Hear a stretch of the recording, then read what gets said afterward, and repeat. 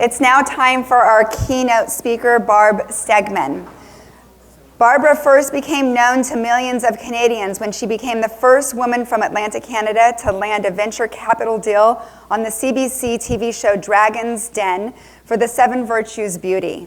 She went on to become the top game changer in the history of the show. Since then, she has been named one of Canada's top 100 most powerful women in Canada, and she won the Ernst & Young Entrepreneur of the Year Award in the Emerging Entrepreneur category for Atlantic Canada.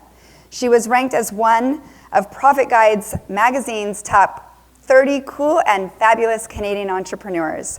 She received the Women Innovators Award from the U.S. State Department at the APEC Women and Economy Summit, and she was also made the first female honorary colonel for 14-wing Greenwood-based Royal Canadian Air Force.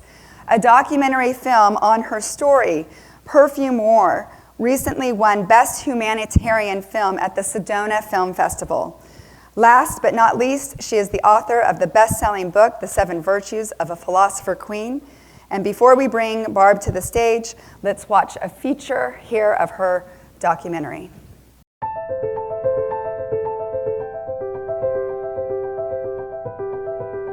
I think destruction is so unimaginative. It's so boring. Now rebuilding, that's exciting. My mission is to rebuild our world and to empower others to rebuild their own lives.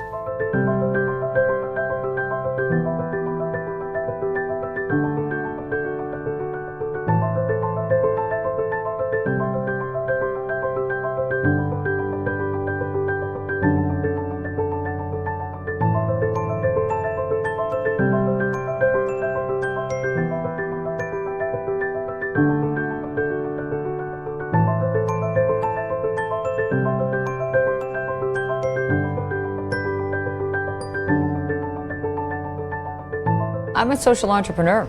I believe in the return on love as much as the return on investment.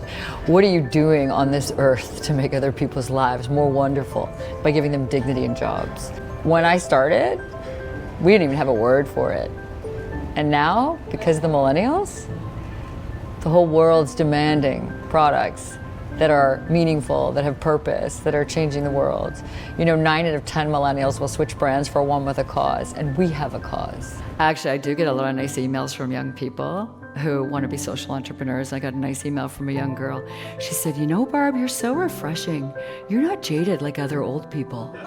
We all want to live with meaning and purpose. And you know what? Sometimes life is not going to go to plan. My job is to wake people up, and when I'm finished my talks, no one's going back to sleep. I had a normal life back in 2006, and then the unthinkable happened. My best friend was serving in the forces. He was sitting in a peaceful shura, discussing how to bring clean drinking water and health care to the families of the village. And a man who didn't want to see his community have free thought or free will put a Taliban axe through my best friend's head.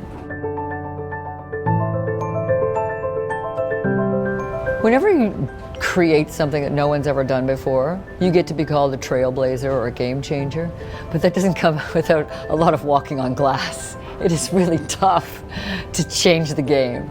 I had people make fun of me. The banks wouldn't give me a loan. People told me I couldn't do this. Can you imagine if I ever listened to them? I went from launching in my garage on my Visa card to becoming one of the top-selling Clean It Sephora perfumes across the USA. The only way that happened was I wasn't letting anyone stop me from protecting my ideas. Have you ever had people tell you can't do something, right? You have an idea and someone doesn't like it? Well, here's how you're going to protect your ideas. Socrates said that women should value giving birth to their ideas as much as they value giving birth to their children. If someone wanted to harm your child, you would kick them to the curb. Someone wants to harm your idea, you defend that idea. And here's how you're going to do it. It's for men and women. I call it the cheeky Socratic method. So when people said to me, "You'll never get that perfume into the perfume store," instead of defending your idea, you ask a good question back. That's the Socratic method. Ask good questions, grow with friends, be curious. So when they said, "You'll never get that perfume into the perfume store," I said, "Why? Is that what happened to you the last time you made a perfume?" I took the Stoic wisdom of the philosophers and brought it to everyday people. This wisdom is 2,400 years old and it can't fail you. I mean, I wrote a book on it and I'm in awe every day this stuff works. And it's the basic virtues, the 7 virtues: wonder, balance, balance, truth, courage, justice, wisdom, and beauty. Daily practice, daily practice, daily practice. Like a muscle, you have to rip it, but it can't fail you. When I take people to a heavy place to rebuild, like Afghanistan, Haiti, or Rwanda, or even their own lives, I really have to lighten it up a little. You know, when you look out in the crowd and you see people on the edge of their seats and they're doing all that amazing work, all that heavy soul searching, you really have to give them a breather, you know, from all that awakening. If you have anyone undermining you, remove them. I mean now. Like not right now, don't call them, but maybe like tonight.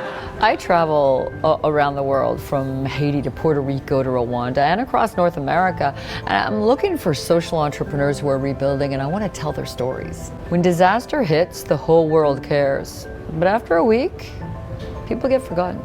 I use socially conscious storytelling to keep people reignited long after the initial disaster or event. Keep caring about these people and places, keep investing. And it's not just about keeping us reignited in these developing nations. It's about keeping ourselves excited in our own stories, our own adventures. That's the key.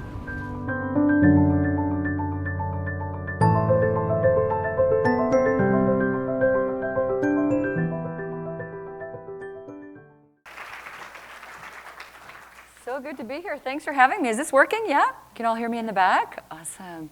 Wow, the love in this room is extraordinary. Thank you. Don't you feel ignited? It is such an honor to be here with you all. It's my first time to Palm Springs. I've been listening to Frank Sinatra and Dino and Sammy. And I'm ready. I'm at the Riviera. So cool. My friends are all jealous. It's very cold back in Nova Scotia. So I enjoyed the sunshine. The picture we have there is a little thank you to all of you for taking the time to come up and show up. My thanks to you is the free documentary. If you take a picture, you can take that and watch it with your friends and family, and it gives you some tools to continue the conversation after we're here today. Because I could feel it. We're all excited, we're all ignited, and then we go back into our lives. And we want to make sure that we keep that conversation going with the people around us, what I experienced today. Because, you know, life sometimes doesn't go to plan. How do we find other ways to go with it? And the documentary suddenly becomes, it's no longer Captain Green's story and my story, it's your story. And it's your service on this earth. And finding why you were put here and why that challenge was sent to you. And you'll see it as you're watching it. And then you can also say, that's my friend Barb, so that's kind of cool too, right? I'm a social entrepreneur. We didn't have a word for it 10 years ago. And I believe, like all of you, that we must leave a better footprint on this earth than we found. And I really do have confidence in the future. I think the world's going to be fine. It's all going to turn out okay. Because these millennials, you know, they care deeply about the environment, the world, the future, caring about people in other communities, sharing what we have. And, you know, I really think we're going to be all right. And I hope that gives you some peace of mind. I get a lot of wonderful emails from young people. I got a nice email from a young woman. She said, you should really want to be a social entrepreneur. And she said, you know, Barb, you're so refreshing. You're not jaded like other old people. Yeah, thanks. I'm old, but I'm not jaded. But isn't that it? Isn't that what it's all about? It's a good thing to be old. That means we're still here. And I'm not jaded. Why? Because, again, life doesn't always go to plan. How do you protect your joy? How do you stay curious? How do you stay ignited? How do you protect your ideas and defend them when someone makes fun? What do you do when you're underestimated? I mean, just even being born a woman, you know? I mean, how do you take all that? And the philosophers teach us how to do that. And we're going to talk about that today. How to be excellent at being human. Not perfect, but excellence. And the two are very different. You know, we have a joke in our team when someone's stalling because they're waiting for perfection, right? They're waiting for it to be good. That hurts the rest of us because they're not taking action. So I call it perfectionitis.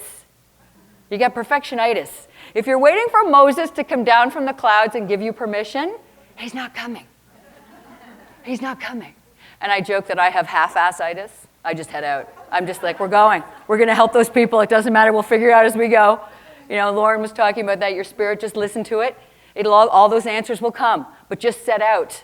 Because if you're frozen and paralyzed in perfectionitis, waiting for Moses to come, nothing's going to happen. But if you head out filled with love and open to the universe, things will present themselves if you're present daily practice, like a muscle. I was raised by a single mom in poverty, so when Rob talked to me about financial health, it's very important to me. When you're raised in poverty, it's the strangest relationship with money. It almost burns a hole in your pocket when you finally get it. And I remember my sister and I, waiting for our mother. She'd scratch the tickets to try to get money, and the smoke and the cigarettes would always hurt my eyes. But I always loved her so much because I knew with what little money she had on welfare, she was hoping to win some money to help us. She really, in her mind, thought that she could help us. So I never felt any resentment. I loved my mother. God bless her, she passed this year, and I have an angel looking out for me. I know she's finally in heaven. But through her life, she really taught us by example that we should actually take care of ourselves. And my sister said the only way to break this cycle of poverty was through an education. So I followed my sister to university. I studied philosophy. She studied sciences. My sister has a PhD in virology. She's helped work on cures for Ebola, Hep C, HIV. She's brilliant. Can you imagine trailing her in high school? My mom used to say, your sister Marge, she's so smart. Yeah, that Marge, she's right, some smart. Marjorie's so smart, they won't tell us her IQ, it's so high. So high, that Marge, so smart. I'd be like, well, what about me, Mom? Like, well, what's my IQ, right? She'd be like, well, you're people smart, Barb. Thanks, Mom. Thanks a lot. But she's right. I'm really excited to meet everyone that I meet. And no matter what job I've ever had in my life, whether it was pouring coffee in between degrees, did not matter. I am excited to be with every person in the room. Because every one of you is someone's favorite person on this planet. And they would give anything to be with you right now. And I get to be with you. That's very exciting. That's an honor. I don't take that lightly. Every day. Didn't matter if I was pouring coffee and tired. I get to be with these people. And a whole bunch of wonderful things happen when you treat every day like you're going through the Narnia closet door. And every day is so magnificent because you don't own tomorrow. None of us do. This is your only day. Treat every day after this like a bonus. And if you're present in this day, everything you need will appear guaranteed. There are principles about this that are 2,400 years old that can't fail you. I wrote a book on it. It still freaks me out. Y'all have the book too, right? That Rob's so generous, isn't he? His gift. So I go to university. I'm on welfare. We have no money. We take out student loans.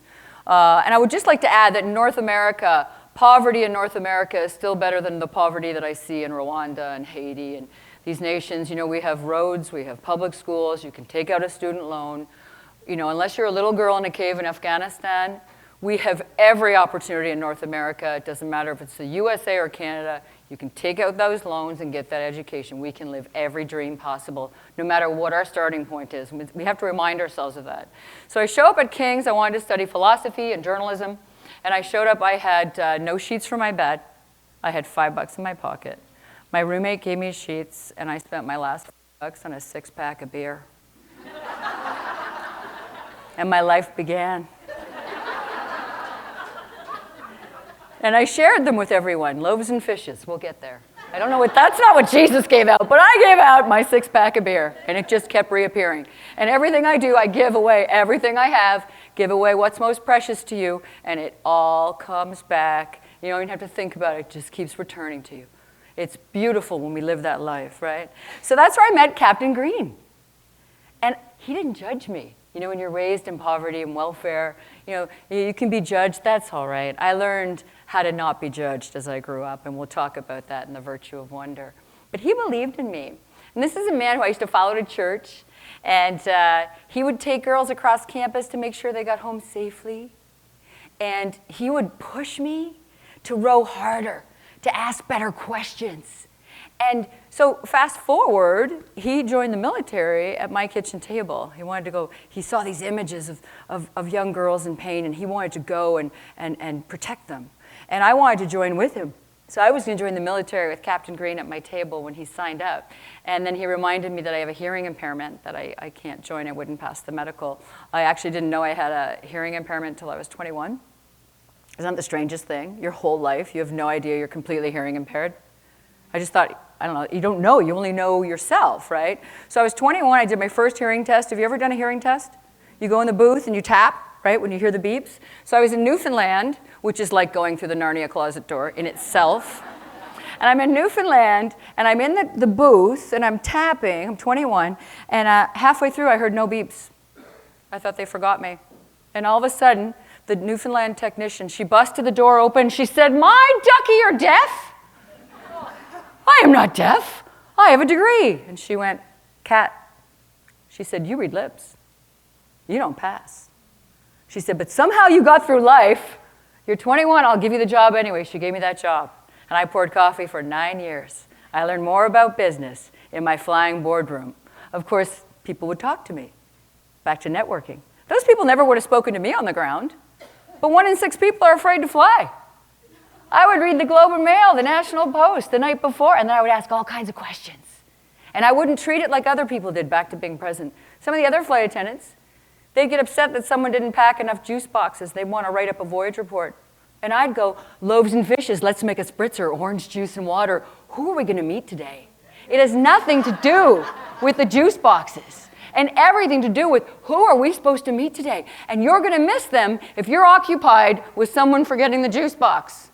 But if you're thinking about who am I going to meet and I'm going to be present because this is my only day, everything you need will appear, guaranteed, it cannot fail you. So I meet Trevor in university. He joins the military.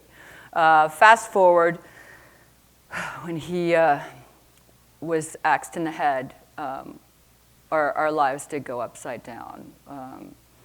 And we prayed. That night I remember screaming at God. I'm half Jewish, half Catholic. I was raised Catholic, but sometimes I feel guilty about being cheap. That's kind of my joke. No lie. And so I'm screaming at God, and I tell my son, we're going to say the rosary, because Uncle Bubba, his nickname, has to make it. We're gonna say the rosary. And I'd forgotten the rosary. Life went on. I know it now, but I'd forgotten it. And my son Googled the rosary and said, "Don't worry, Mama, there's the rosary." So we prayed. And I want to tell you, you guys have given me some permission to share some stories I've never shared in a talk. Lauren, when you talked about the spirit and the soul, I want to share some stories with you that I feel very comfortable in this room. As soon as you started talking about the spirit, I knew I could share some stories today, and I'm very grateful for that, so thank you for that gift. I had a dream when I was 8 in my extreme poverty, when people made fun. People didn't believe in us. They underestimated us. It was tough. I had a dream when I was 8.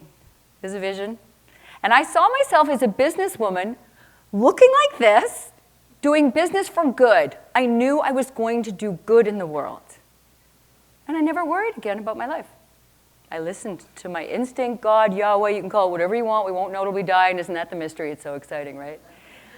I knew I was sent a message, and I should listen to it, and to have faith in myself, and to go through my life and all of its roller coasters and issues and things that happen, and to have faith that this day was going to come, and accept that gift, and not be a critic about it. You were given a gift that's so divine, that is a message that's your soul. You must listen. You would never dishonor what you believe in, your faith, whatever that may be. So I listened to it. Fast forward, Trevor comes home from Afghanistan. The doctors tell his fiancée to forget about him. He's like this, gnarled up, can't move. And she actually saw his eyes going across the page, knew he was reading, and she told the doctors, "I'll be taking over now." And we flanked her, and we flanked him. But that night before, when we didn't know he'd make it, he wasn't supposed to make it. I mean, an axe through the head. His brains were on the ground. He was not supposed to make it. And the doctor in Germany that patched him together told his parents, "I have performed one miracle before, and your son is going to be my next miracle." And that night, as Victor's teaching me the rosary, and I'm yelling at God with my wine, because that's what you do.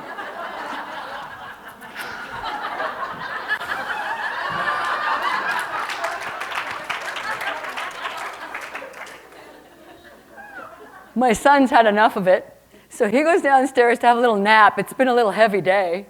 And he goes down, before he went down, he actually said to me, Mama, why is Uncle Bubba axed in the head on my birthday, March 4th? I said, baby, we won't know the answers, but we will one day. So for now, I want you just to accept we'll know. So he goes downstairs to have his nap, and he comes back up white as a ghost. I said, baby, what's wrong? He said, Mama, Uncle Bubba just spoke to me. I said, baby, what did he say to you? This is not how we talk in our lives. He said, hey, Victor, it's your Uncle Bubba. Go tell Debbie I'm coming home. And he made it through the night. And we went to her house. He thought, as journalist grads, that we were going to have to protect her from the media. They would swarm. It was a very big story. I told her the story. I said, he's coming home. And she held on to that. Within the next 3 weeks, that's when the doctors are saying, forget about him. This is what happens to our soldiers. This is why we must stand beside our soldiers and our families when they go through this, because they've given up so many of their dreams for us to be safe. And this is where the first vision comes back. 3 weeks after he's home, and he is not who he was, and he's laying in bed curled up, and we're trying to figure everything out, I had the only other dream that ever felt like the dream I had when I was 8. And it was Trevor in a rehab center in 2 years, cracking jokes, feeding himself. Saw it as clear as day as that dream when I was 8. I went back to the family. I said, it's fine. It's going to be a long journey. But in 2 years, he's going to be cracking jokes, feeding himself in a rehab center, a brain injury rehab center. Fast forward a year and a half later, I'm in a rehab center visiting Captain Green, just outside of Fort McMurray in Panoka, Fort McMisery, Fort McMoney. We were talking about that earlier. That's another story after. I looked at him, I said, Bubba, this was the dream. He said, Babsy, we're 6 months ahead of course. So, we talk about the spirit. Honor it, because it seriously has answers for you. And I mean serious answers. And like a muscle, you all do your yoga. Where's your yoga instructor? I love your arms. They're fabulous. She's ripping those muscles. She's doing the thing, you know? And you're doing that for your body. It's no different than your mind. You read a new concept and you stop and go, oh, okay, I get that. And your soul, you got to rip that muscle. And that is by listening to your instincts, practicing it over and over, having faith and being grateful for the message, receiving the message. This is how I think, okay, so if you believe in God or not, none of us will know it at the end, but I do. But anyway, I think that, do you know I just came up with this. Do you know when you tell a best friend who's like moaning about their life? I know, Dr. Sally Dan, I know you hear that all the time, right? But there's someone, we've got friends and they're moaning about their lives, and you give them the best advice. You give them the answer. It's like the Trinity. And they do nothing with it. What, did I care more about your life than you did? And you're so mad? I'm not going to give her advice anymore. She was all down. You know what I'm talking about? And she doesn't go take that advice, but she came to you desperate for the advice. It's almost the same thing. If God gives you a message and you're like, yeah, but I don't know.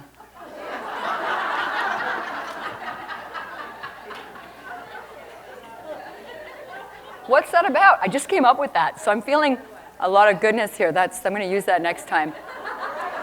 That resonated. Crowd liked that one. That's good.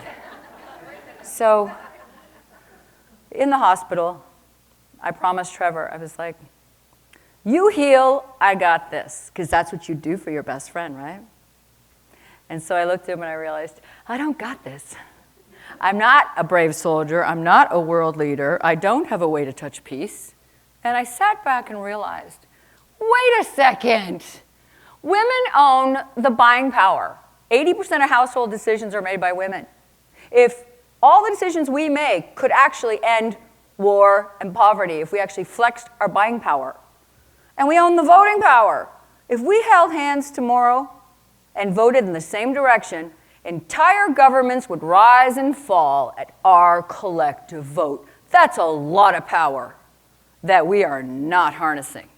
So I thought, how am I going to carry his mission? I thought, I want to take all that power and I want to create a way to take the Stoic wisdom that the boys have used for 2,400 years and give it to my sisters. You were talking about how sometimes our moms didn't teach us some of those things. It's because they weren't taught. And how are we going to break that cycle? We're going to teach ourselves. We're going to teach our sisters. We're going to teach our daughters, our sons. We're going to teach everyone these Stoic messages that can't fail you. And so I took all the Stoic wisdom that Churchill and Aurelius and all the boys used going through war and strife, and I gave it to my sisters. I mean, I don't know, how many of your moms talked to you about Adam Smith and capitalism? Right? No. Plato and the Polis, not at all. So I figured we deserve that wisdom. So I wrote this book. I launched on International Women's Day. Anybody that's got a book, I know Dr. Sally Diane has a new book. It's coming out. What's the title? Do you want me to share it with them? Oh, please do. Okay. So she was speaking, and I heard her book title, and I wrote it down. And it was, do you want to just pass me my book there? I have it written. Here, do you want me to read it? Okay, so I wrote down as she was speaking. My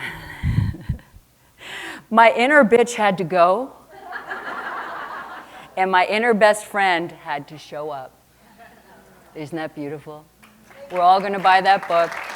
These are her words. It's all about empowerment. So back to the book. So I printed the book, wrote the book, took 2 years, and I had a choice. I could, how many of you have an inner book in you besides Dr. Sally Diane? Because she says, right, you do. And so you have a choice. So I thought I could renovate my kitchen because the cupboards were cracked and the tiles were chipped. Or I could take that $8,000, $9,000 and print a book and have no regrets when I'm 96. I don't want to be that person that says, you know, I should have, I would have, I could have. What was that should quote too that was really great that Gail said? Gail? Don't should on yourself.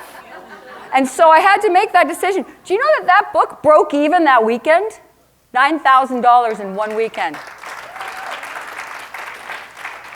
People made fun. I don't know why they're always making fun of me. But anyway, they were making fun. And I remember the local tabloid made fun of the book and made fun of the perfume, different issues, because of course that sells papers. And yeah, we have a tabloid because it's very UK based. Nova Scotia is very, so they love tabloids. And I don't know which story to tell you about the making fun of. Well, I'll tell you the book one. So they make fun of me in writing about my book. So I had a little sort of cheeky Socratic response that I use for it when someone tells you can't do something. So people made fun of me, said, you know, you'll never get that book in the bookstore, you'll never, and then they went on to say, you'll never get that perfume in the perfume store, right? How many of you have been underestimated? Somebody tells you can't do something, right? Well, first of all, I'm going to share a quote with you from Aurelius. Why would you care about the opinion of 10,000 men if they know nothing of the subject? Why would you care about the opinion of 10,000 women if they know nothing of the subject? Why would you listen to anybody that just randomly gave you advice from nothing? Why do we do that? So here's my cheeky Socratic method for you. When people said, you'll never get that book into the bookstore. Oh, and they said, you'll never get that perfume into the perfume stores too. So when they said that, I just asked one question back. You'll never get that perfume into the perfume store. I said, why? Is that what happened to you the last time you made a perfume?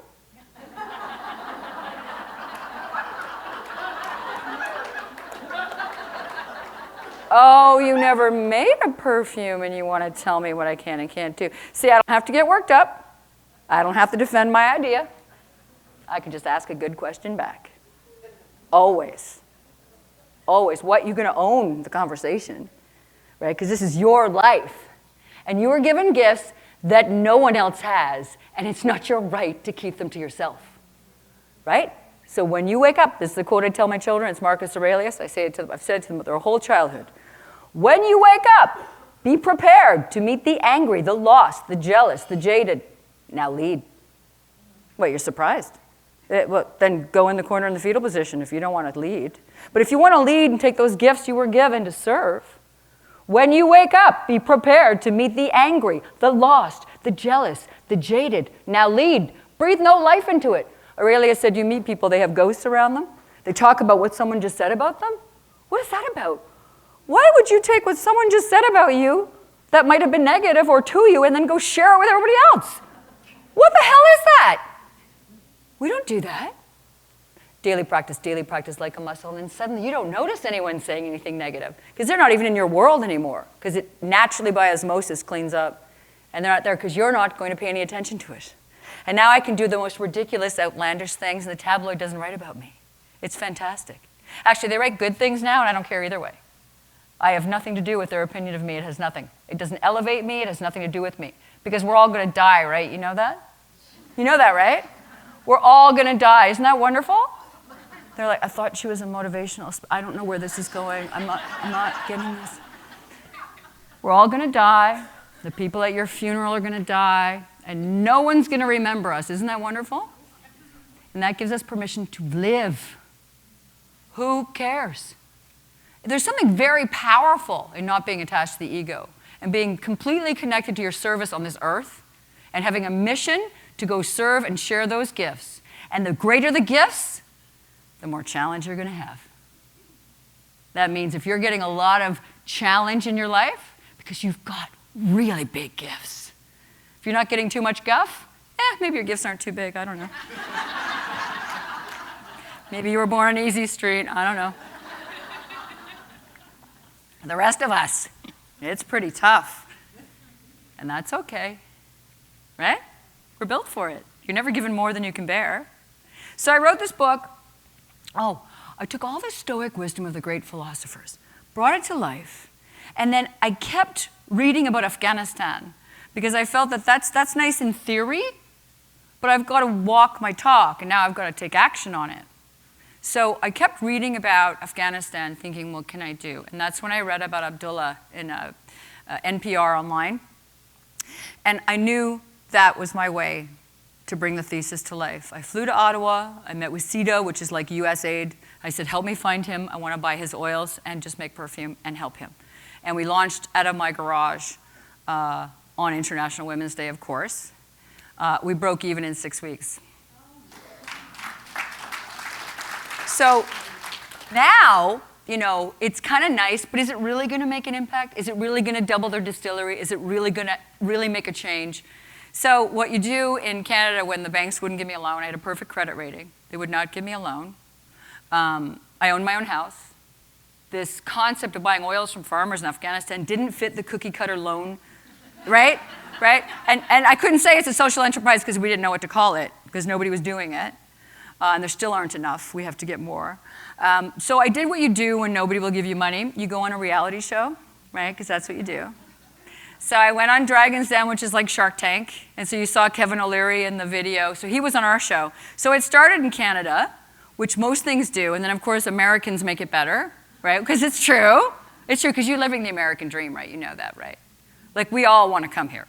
Like, I just got my green card. I'm beyond excited. I have to keep it quiet because I don't want my friends in Canada to get upset. But I'm like, I'm moving here. This is the American dream. It does not matter what's going on in America at all ever. You are always living the American dream, and we all want to come here and be a part of it, so much so that we actually manufacture in New York now to create jobs in the USA. I'm so excited to be here. It is such an honor to be a part of this.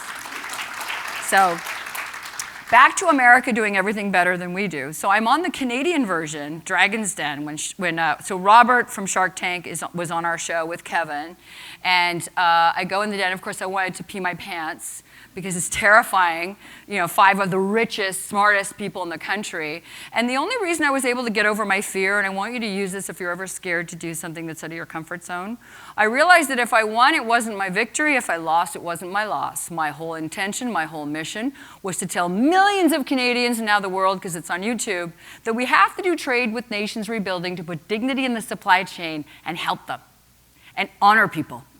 And that's how we're going to end war. Because when a farmer has a job, and we take that young man that put an axe through my best friend's head, was about 16, he was illiterate.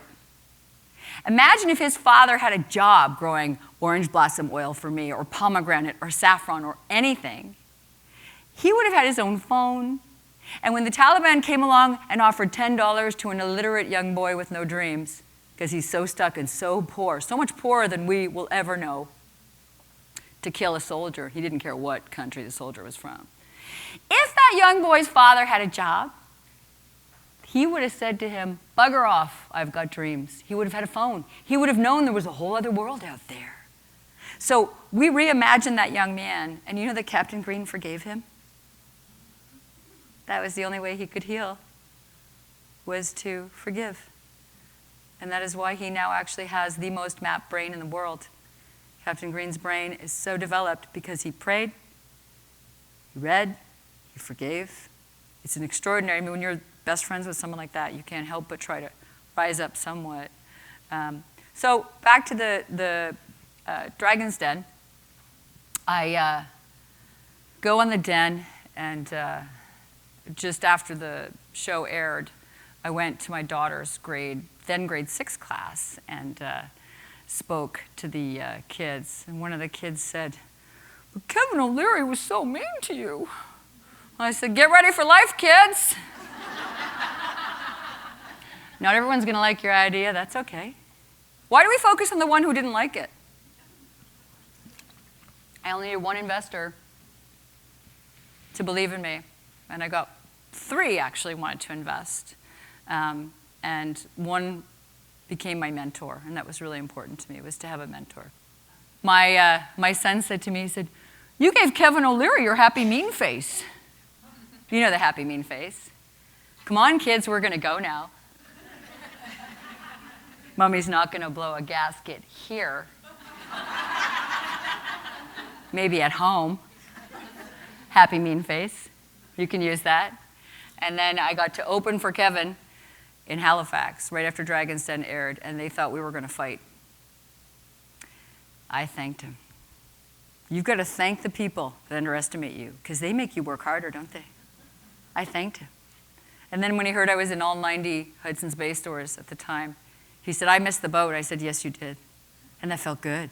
Vindication's sweet, right? So just because someone doesn't like it, that's okay. Maybe it's not the right time. So I want to go through all the virtues for you, because they can't fail you. I took the main 4 Stoic virtues that Churchill and Aurelius and all the boys used during war and strife: truth, courage, justice, and wisdom. And I added 3 more: wonder, balance, and beauty, because it's a book for women. And it's based on Plato's Republic. Has anyone read the Republic? Plato's, nice, light, easy reading, right? Just that, then, that, which. Anyway, I didn't read it in university. I think I read the opening, and then read it years later when I could really digest it and spend time with it, and now I'm obsessed with it. So when I wrote the book, I didn't watch any television. We canceled our TV decades ago, and I just spent time with the sort of purest philosophy books that our mums didn't have, that I felt we needed to have. And so in Plato's Republic, he has this analogy of the cave. Plato was a student of Socrates, and Socrates was always in a quest how to be excellent at being human. And in Plato's Republic, which is where he tells all the great stories of Socrates, who died and drank the hemlock rather than compromise his ethics, in the Republic, he has this analogy of the cave. And all of us as humankind have been living in this cave since we were children. This is where we live. And he said, we're all living in the shadows. And we think the shadows are our truth. And what keeps us there? Authoritarian figures and anything that's keeping you from living your greatness.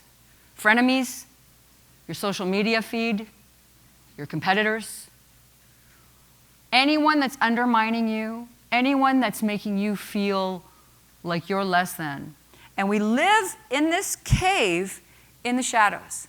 But Plato said it's the philosopher king who lives the daily practice of the virtues, wonder instead of judgment, balance. We talked about that. Truth, courage, justice, wisdom, beauty. And he's able to drop the chains and step out of the cave and see the light, which is the truth.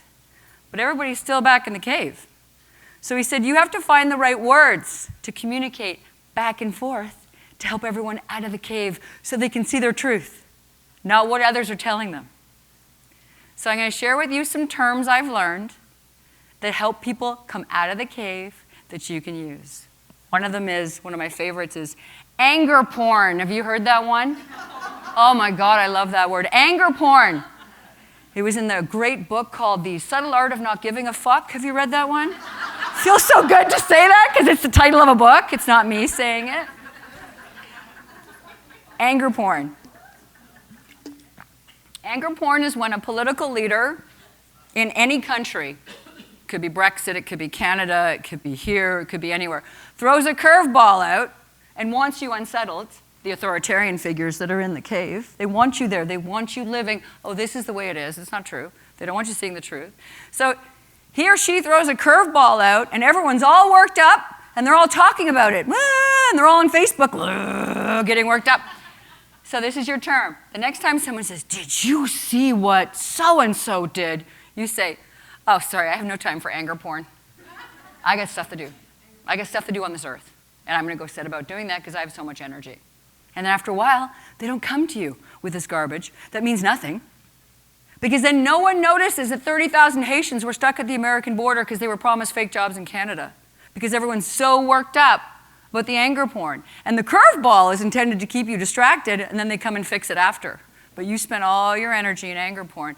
Now we have a word for it, which is so exciting that we can step out of the cave and be able to say, I got no time for that anger porn. And it's fun to say. And you should read that book, The Subtle Art of Not Giving a, well, you know. Great book. It's a philosophy book. Another one I learned is cathedral thinking. I love cathedral thinking.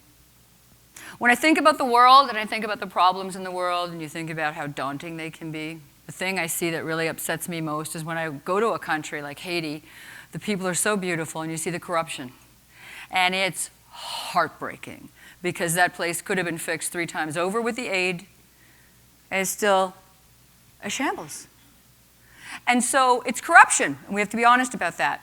And so I was in Haiti after Hurricane Matthew volunteering, and while we were there, I was sitting with my friends from other NGOs, and while we were there, a boatload of aid came in the south after the Hurricane Matthew, and it was going to help everyone. But unfortunately, my friends were sharing with me that the boatload of aid was turned away. I said, what? What? How? And he said, because the official wanted a bribe so big, the boat didn't have it. Turning away aid that your community needs because they didn't have a big enough bribe. And I said, talk to me. He goes, look at the transparency index, look it up. It actually ranks every country in the corruption. Haiti's in the top 10, the poorest country in the Western Hemisphere. And we have to end corruption. So what does that look like? This is my obsession now, is to end corruption and talk about it. It's cathedral thinking. So cathedral thinking, when the great architects designed their beautiful cathedrals, they knew they would never see the steeples touch the heavens because it takes 400 years to build a cathedral. But they knew it was worth doing. And that architect designed that glorious building where people would find refuge and healing. And he passed, or she passed that, usually men, passed that design on generation after generation after generation after generation, and they did it. And so when people talk about corruption, they think it's too daunting. I say no. Cathedral thinking, we start now. We will not in our lifetimes get to witness the victory lap of ending corruption, but it will happen. We will have been a part of the foundation if we speak up about it. And we expect our leaders to talk about it too. But unfortunately, in a political term, doesn't matter what country you're in, the terms are 4 years, 8 years, so you're never going to get the victory lap. So we need leaders that actually say, cathedral thinking, we're on it. We're going to hold people accountable. Because that, even though I'm a social entrepreneur and we make a difference, corruption is the root of all of it. We have to fix that. So when I look at it, it's like charity sort of helps immediate urgency but can't last long. Social enterprise is the next level, which is really crucial, which a lot of investment companies are looking at, putting their money in companies that actually are changing the world and leaving a better footprint. And then there's fixing corruption. Another word, a term I love. You know, we always talk about return on investment. I know you're talking about that with your investments. It's really hard. And I love that term. It's very important. What's your ROI? Well, I want to add a term to that that's very important to me, especially in this age with millennials who care, is return on love. What's your ROL? Not just your ROI. What's your ROL? What's your return on love? What are you doing on this earth to make it a better place for others, to share your gifts? In our business, in our perfumes, our Rose Amber from Afghanistan, we make no money on that. It costs $16,000 US for a liter of rose oil. It travels on the most dangerous highway in the world to us. But it's important to do because when a farmer can grow my crops instead of the illegal poppy, his daughter doesn't become an opium bride. In the documentary that you'll watch, you'll see an interview with Fariba Nawa, who wrote Opium Nation. And basically what happens in Afghanistan is when the farmer is forced to grow the illegal poppy, which is 90% of the world's heroin, if the harvest doesn't work because of weather, whatever conditions, the drug lord Taliban leader has lost $20,000 US because that crop didn't work, and that would have been the opium he would have sold, which is destroying lives in our communities, which is why we should care too. But if that farmer was growing rose or orange blossom or saffron, then he's not growing that crop. Taliban can't bug him. He's safely growing his orange blossom and rose, earning twice the income, and his daughter can't be taken as an opium bride. So my rose doesn't make any money, and that's all right, because it's my return on love product, right? My vanilla woods makes all the money. I mean, 55% of the profit. It's insane. I like the purchase orders for that one. But I'll tell you, they're both staying forever, and I've had to defend them, and that's okay, because it's worth doing. And that's how we think, isn't it?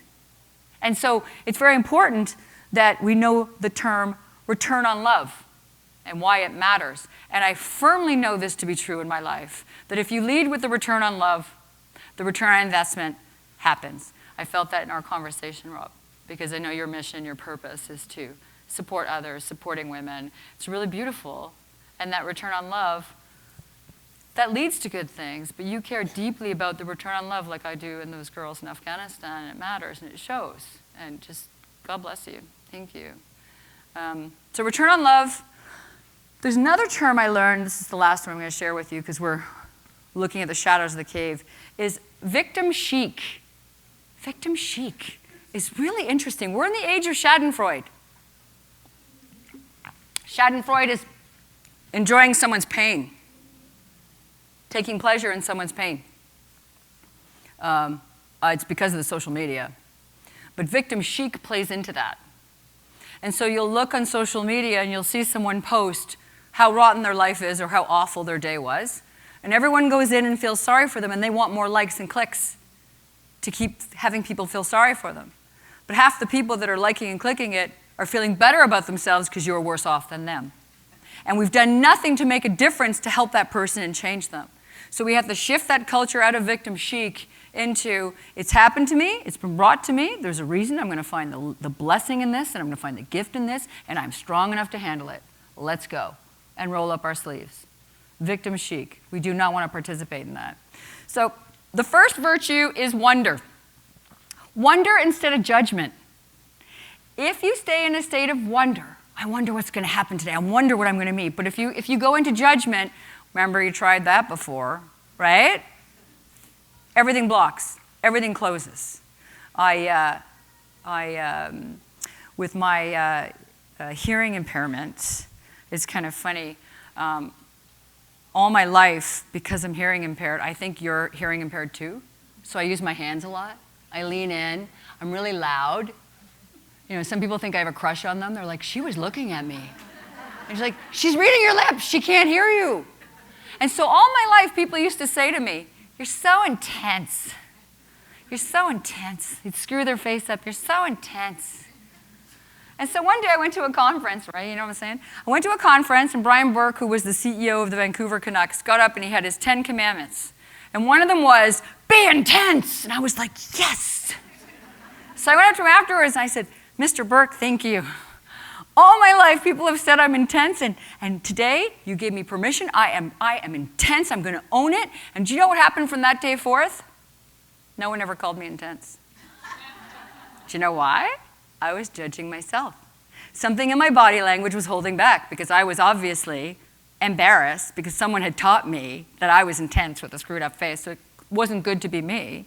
And that day, by owning it, no one ever called me that again. It's wonderful. Wonder. How many of you have to make cold calls and call people that you don't know? Isn't it fun? Don't you love that rejection? Isn't it wonderful? One more rejection. Let's go. Right? Exactly. But if you don't make those calls, someone half as good as you is out there doing it. That's what I always think about. Someone that doesn't have half the gifts you have is out there landing the deal because they're okay with the no. And the no can come back to a yes later on. And that's okay. But if you give up, it will. If you give up, And the 19th no, if you don't have it in you, the 20th call could have been the yes, right? So I will never forget when I had to cold call. So after Dragon's Den, you had Kevin O'Leary and my investor saying on TV, you can look it up, the Barb Stegmann Dragon's Den clip. They cried too, which was great. It was good TV. So Brett's telling him we're going to be getting dividends in 2 years. And he's saying this to Kevin O'Leary, so I'm feeling a lot of pressure because I'm just in a few boutiques. So I decided one day when I woke up, because I needed to get into a department store, I decided I was going to cold call the oldest department store in North America, the Bay. And I mean 1-800-COLD. And I called, and I didn't know that they don't call you back if you're like an indie brand with one perfume. I called and I left what I thought was the best cold call. I said, I'm Barb Stegmann of the 7 Virtues. We won the top 20 Canadian best things in Flair magazine. And my phone number is 902 blah, blah, blah. That's our area code, which is for the poorest province in the country. That's where I live.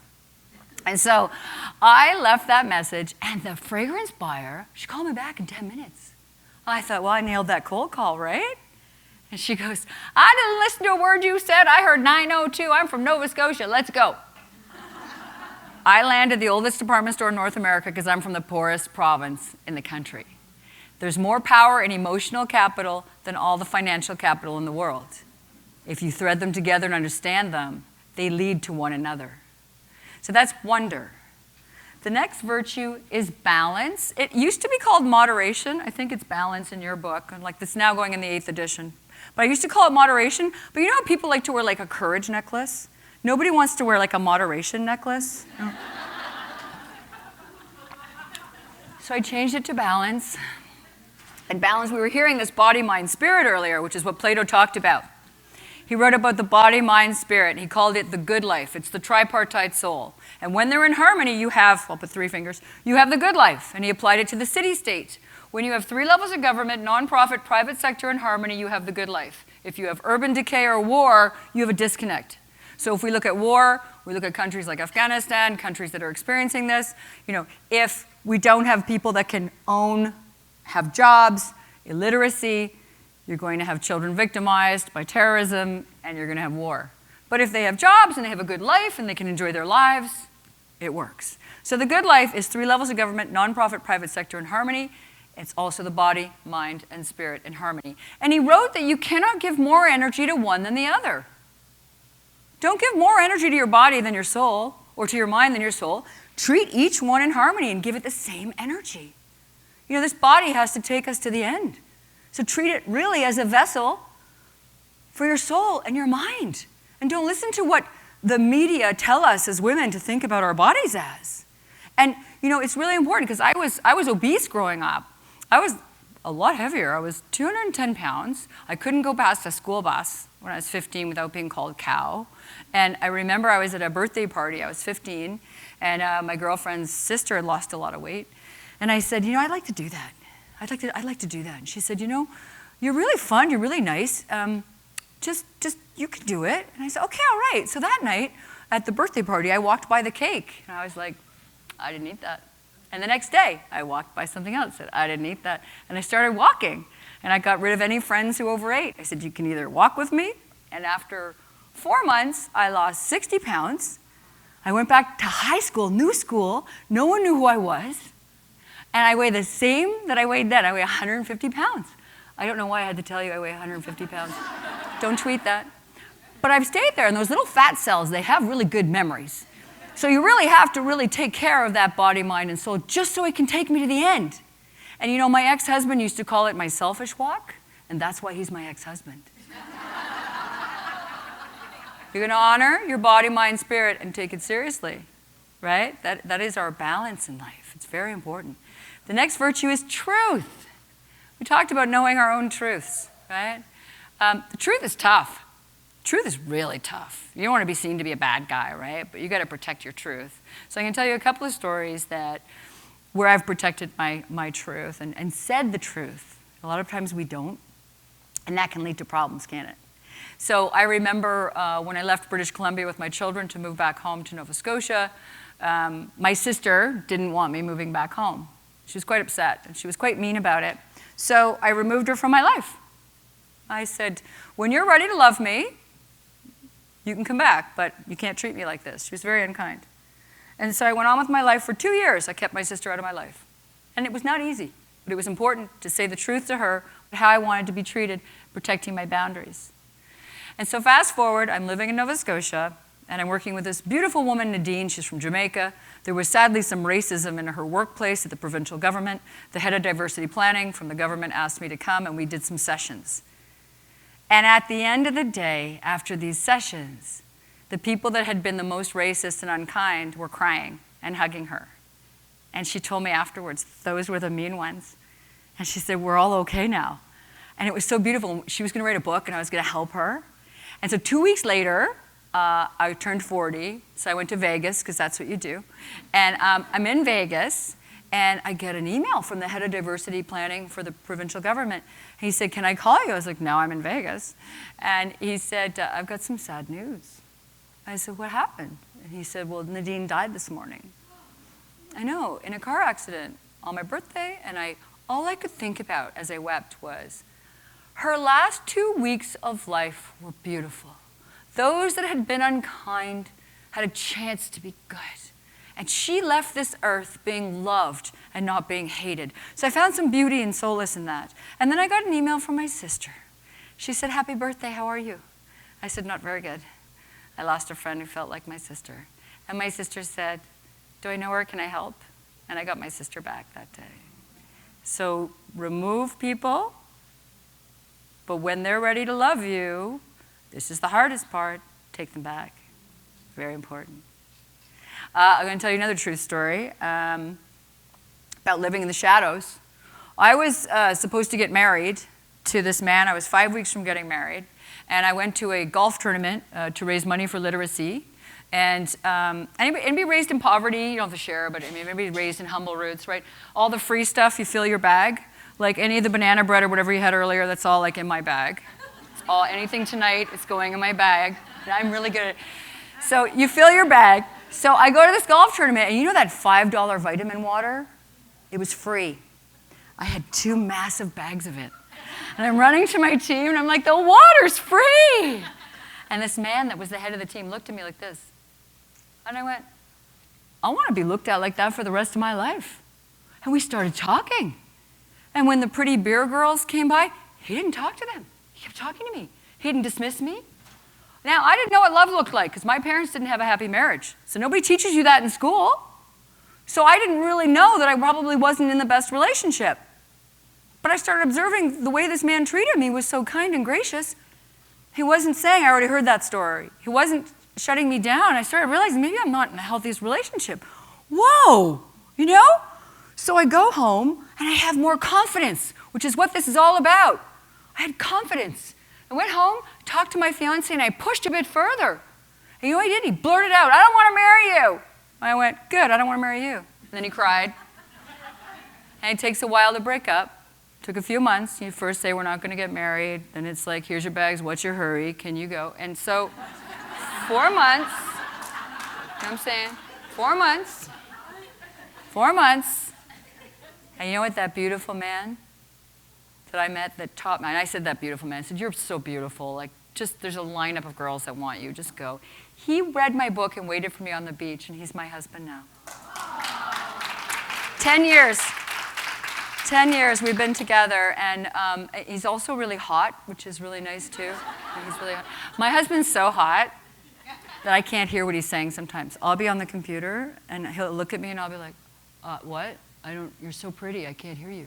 I do. I wake up every morning and I go, oh my God, a statue came to life and it's in my bed. So hot, but so nice. Wonder, try that at home. It's a good one. They like that. Wonder, Valley. No, it's true. Listen, let's get into it. Don't you love it when men go, what keeps you up at night? I'm like, nothing. My head hits the pillow. It's true. 8 hours every night. We count them. Did we get 8? Nope. Go back. I want 8. 8 hours, right? Because you get energy. So people say, what keeps you up at night? I'm like, nothing. Oh, wait, there is one thing that keeps me up at night. That's my hot husband. Seriously. That is the only thing that should keep you up at night. Nothing else. Not any other thought of any other thing. That's your time with your partner, whoever you love. That is your time to rest, heal. The body heals at night. It needs to rest. It needs to turn everything else off, except your hot husband. So, wonder, balance, truth, courage. It takes courage. One of my favorite books is Man's Search for Meaning, Viktor Frankl. It's a heavy book, but it's worth it, isn't it? Man's Search for Meaning, Viktor Frankl lost everything. He lost his wife, he lost his great book, and he's in hell. He's in the Holocaust. And while he's there, he discovers the most important thing I've ever learned in my entire life, that no one can take your joy from you, ever. No one. No one can take your joy. He was in hell. He's lost everything. And he's looking out one night through this barbed wire fence, and he sees this glorious sunset. It's purple and orange and red, and he's washed over with joy, and it dawned on him right there that no one can take your joy from you, ever. And he called it logotherapy. Millions of people around the world have used it, that no one can take your joy from you. We used that with Captain Green in the hospital. The sound of Sting on the ghetto blaster, the stroke of Debbie's hand on his cheek, the sound of his daughter Grace, that no one can take your joy from you, ever. I won't read an email if I don't want to. Nope, won't read it at all. If I don't think I'm going to like that email, I don't read it. Don't read it. I get my hot husband to read it, but he... Baby, can you look at that? I can't look at that. Look at that. Look at that. Is it bad? Is the email bad? And he'll be like, baby, it's never bad, and it never is. But if I don't have it in me, could you just look at that? I don't want to ruin my day now. I'm having a good day. But I'm serious about my joy. No one touches it. How else can I serve and share the gifts I was given on this earth if I'm all worked up? I can't, right? So protect your joy. Courage. You'd think I would have memorized these by now. It's on the back of the book. Wonder, balance, truth, courage. Justice. The philosophers believe that justice is the result of the other virtues in play. And the thing that I think about in justice is Rwanda. You saw the beautiful woman making my bracelet in the movie. I had to meet her, and this is where social enterprise matters to me. I first received this bracelet when I was in Haiti, and I wanted to meet the woman who made it. That's how social enterprise can spark others to want to go create companies that change the world.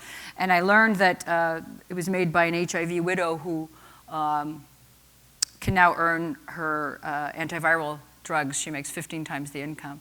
So when we went to Rwanda to meet our farmers who are also HIV widows and adult orphans now in their 20s and 30s who watched their parents be killed. I mean, husbands turned on wives. It was the most horrendous genocide.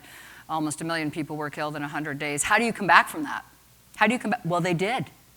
So while we're there, I got to meet her, bless her, and she shared with me her story. They hid during the genocide, she and her husband, her 12-year-old daughter. The translator explained it to me. They just had a baby, and they were hiding, and they found them. They killed her husband, they killed her 12-year-old. They raped her, gave her HIV. They left the infant because they figured it would die, and she gathered the children, and they all came together. This is 20 years later, and there she is alive and beautiful. You saw her gorgeous smile. And I held her hand, and I said, your family lives on. We're all here. You've inspired me to go work with farmers in Rwanda. If I hadn't gotten this bracelet, I wouldn't have thought to come here.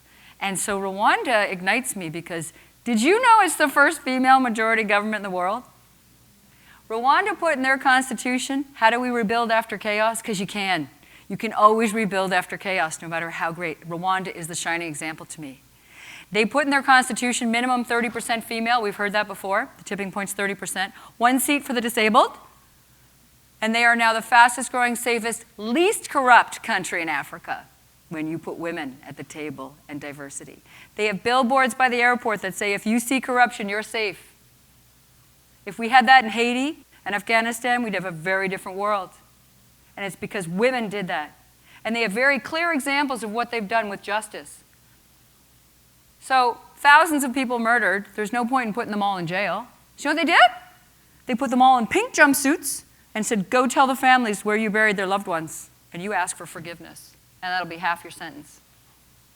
They took the guerrillas, 700 gorillas left on this earth. They are 98% our DNA, and the poachers were killing them because they were poor. How do you stop it? These brilliant women said, why don't we name the gorillas and pay the poachers more to protect the gorillas? And now the poachers protect the gorillas and take you on the tour. When you go see the gorillas, they're 98% our DNA. They know they have 1 hour with you. They're just in their natural habitat. And after an hour, literally, the silverback goes, all right, we're done. And he walks out, and all the gorillas go. And you just marvel at this kind of leadership. The next virtue is, because I know we only have 1 minute and 16 seconds left. The next virtue is wisdom. How many of you have a mission statement for your life, where you're taking your life? Excellent. I know I would hear, right? Any of you who don't, you really do, just listen to it, you'll find it. I didn't know I had a mission statement until I was 33. I was sitting at a conference, and I blurted out, I want to have the wisdom of Solomon by the time I'm 96. Right? We all know the story of Solomon. Solomon was the wisest man in the land. 2 women came to him, they're fighting over a baby. One woman said, she took my baby from me and left the dead one instead. The other one saying, it's my baby. He's got to figure out who the mother is. Takes the baby, and he hands it to the woman that said she took my baby from me. Because she said, spare the child. He knew that was the mother. He didn't need 12 committees. He didn't need to go on a witch hunt. And I want to have the wisdom of Solomon by the time I'm 96. I'll make mistakes, but that's okay, because I don't have the highest IQ like my sister, right? But anyway, wisdom's really cool, because wisdom is attainable by all of us. And at the very end of my life, someone's going to ask me what to do, and I'll know the answer, and then I'm going to die. And it'll have been a fabulous life. So when you have a mission, and you know where you're going, no one can knock you off it.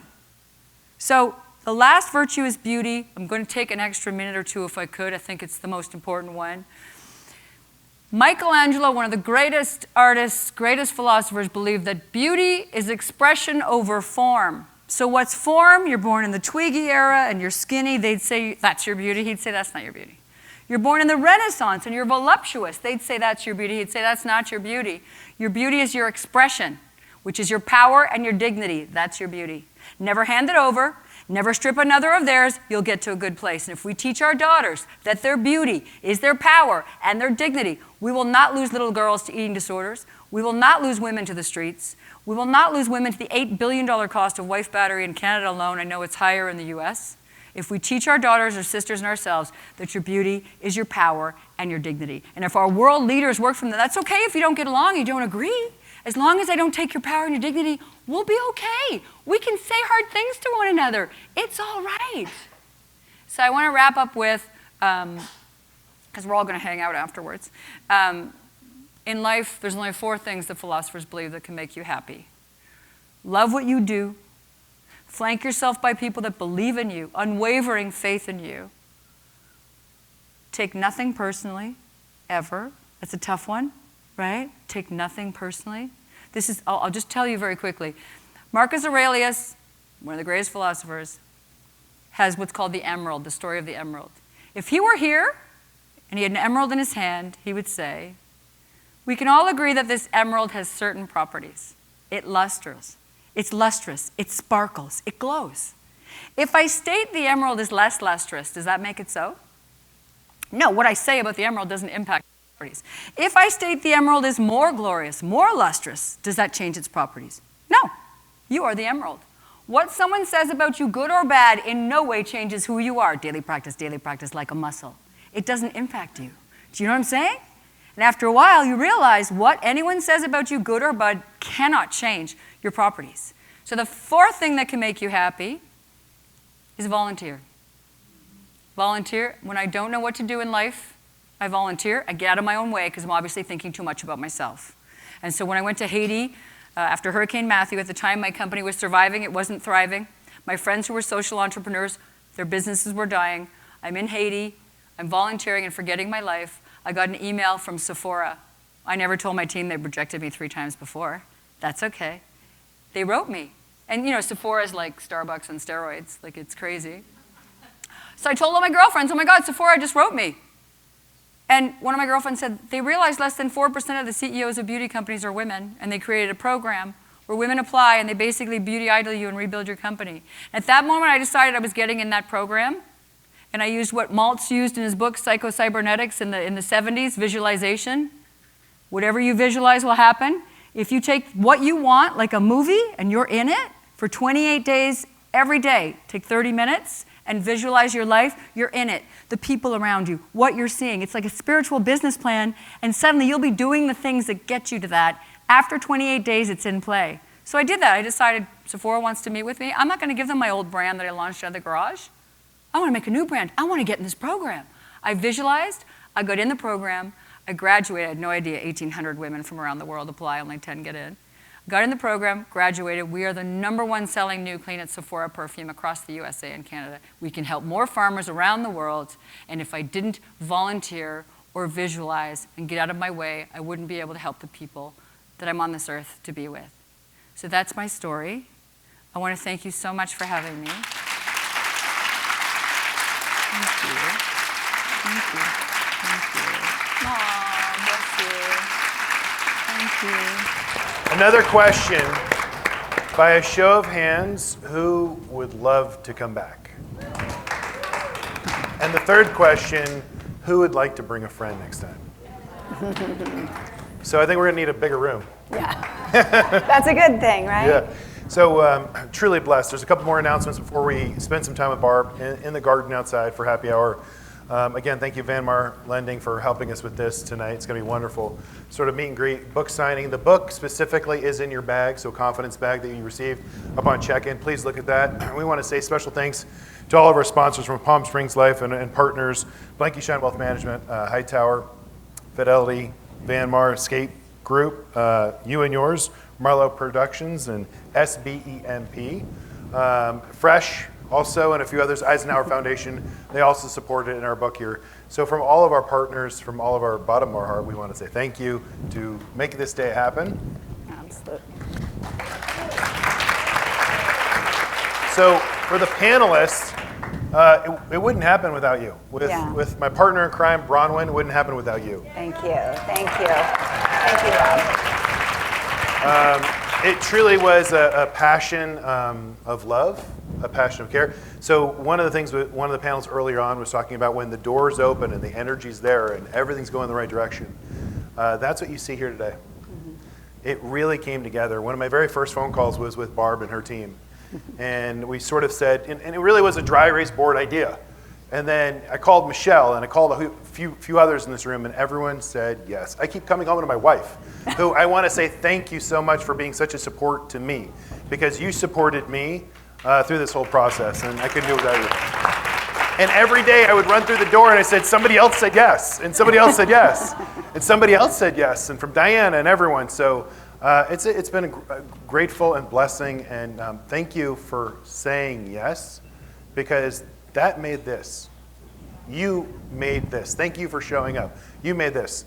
So thank you to my beautiful wife for supporting me. I always say that behind every Superman there's a Wonder Woman, and that's my Wonder Woman. So, real quick, I got two more to thank. One is for my mom, right? This is for you, because for the fact that you had the ability to be out here to see this whole production, I'm just blessed. And for everything you've done, you raised me right. I'm raising our daughters in that fashion, and my son. So thank you for that blessing. I know Dad would be proud of us today too. And the final, come on up, Cindy. Our friends from Miramonte Spa, they're in Indian Wells. Come on up, Cindy. Cindy's got some special, well, I'm sorry. You can come. Oh my God! Sorry. The one person in this room that literally was working till about 2:30 in the morning last night is Nyan. She's been working for 2 o'clock just about every night. Where's Nyan? Please come up.